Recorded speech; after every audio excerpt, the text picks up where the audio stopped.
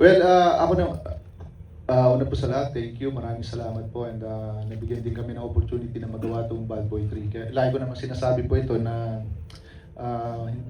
nasa probinsya pa po ako, nasa isang malayong lugar, pero idol ko na po talaga si Senator Robin Padilla. So, yun.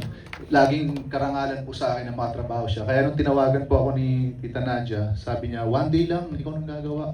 Okay, sige, Vice Governor po ako. So sabi ko, sige Tita, luluwas ako para dyan, one day.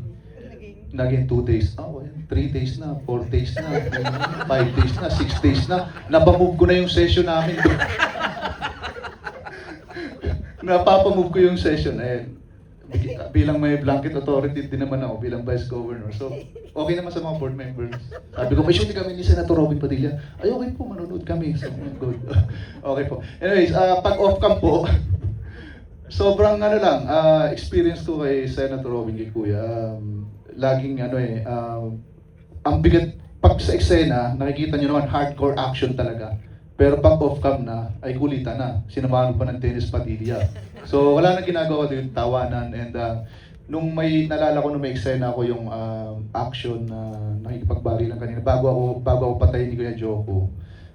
Siya, nandun po siya, tutok siya, at talagang tinitingnan niya yung bawat eksena namin para maganda naman yung magiging resulta nung ginagawa po namin. And sobrang natutuwa ako nung pinanood ko kanina. So kahit ako, naiyak ako doon sa death scene ko. So sabi ko, ganda ng pagkakagawa ng death scene ko At si Kuya Dennis Padilla pala, hindi lang basta, hindi lang pala comedian. Ang galing, dramatic talaga Kuya Dennis. Grabe, nagulat po talaga ako. So, maraming hugot. Marami pinanggagalingan. Hindi ko na, Malalim eh. hindi ko na kukwento kung ano yung mga pinanggagalingan mo nun. Yung tama ako sa ulo, parang may tama rin sa puso.